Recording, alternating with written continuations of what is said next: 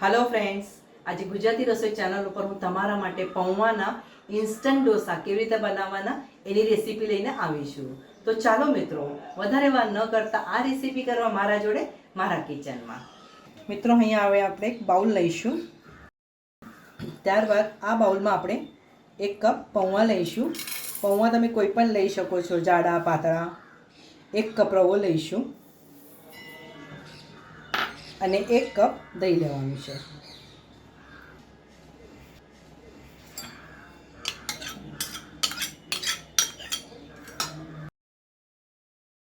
એક કપ પાણી નાખીશું। મિત્રો, તમને ખ્યાલ આવ્યો? આપણે એક જ વાટકીથી આ ચારેય વસ્તુનું માપ લેવાનું છે। પૌવા, રવો, દહીં અને પાણી। જે વાટકીથી તમે પૌવા લો છો એ જ વાટકીથી બાકીની સામગ્રી પણ તમારે લેવાની છે। પાણી નાખ્યા બાદ આ ત્રણેય વસ્તુને તમારે સારી રીતે આ રીતે મિક્સ કરી લેવાનું છે અને આપણે ઢાંકીને એને 10 થી 15 મિનિટ માટે રહેવા દઈશું। મિત્રો, 15 મિનિટ થઈ ગઈ છે। હવે આપણે એને ગ્રાઇન્ડ કરી લઈશું।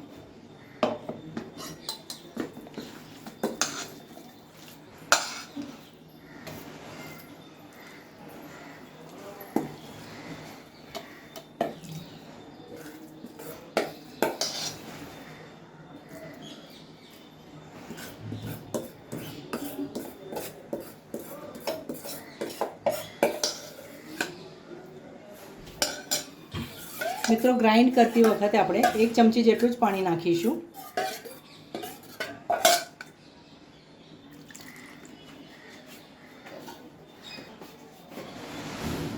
હવે આપણે એને ગ્રાઇન્ડ કરી લઈશું। મિત્રો, તમારે આ ખીરું આ રીતે રાખવાનું છે। ગ્રાઇન્ડ કર્યા બાદ તમને લાગે તો થોડું પાણી નાખીને આ રીતનું તમે મિશ્રણ તૈયાર કરજો।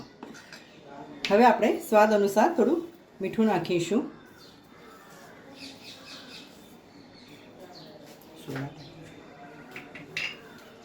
મીઠું નાખ્યા બાદ આપણે ફરીથી એકવાર એને મિક્સ કરી લઈશું। ચલો, હવે આપણે ડોસા બનાવવાના પ્રોસેસમાં જઈશું। આ ડોસા બનાવવા માટે આપણે નોનસ્ટિક તવાનો ઉપયોગ કરીશું। હવે તવાને ગરમ કર્યા બાદ આપણે એમાં ઘી નાખીશું। મિત્રો, આ ડોસા ઘીમાં, બટરમાં, તેલમાં તમને જે ફાવે એ રીતે બનાવી શકો છો। ઘીમાં સરસ લાગશે। ત્યારબાદ આપણે એના ઉપર આ રીતે મિશ્રણ નાખીશું।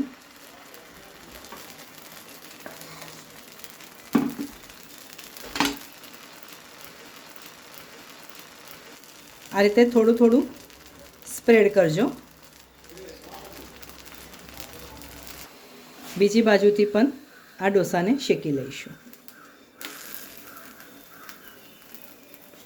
મિત્રો, સવારના નાસ્તા માટે એકદમ હલકું ફૂલકું ખાવું હોય તો પૌવાના ઇન્સ્ટન્ટ ડોસા તૈયાર છે। આ રેસીપી જોયા બદલ તમારો ઘણો ઘણો આભાર।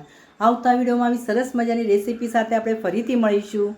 ત્યાં સુધી સરસ ખાઓ, સ્વસ્થ રહો અને ગુજરાતી રસોઈ જોતા રહેશો।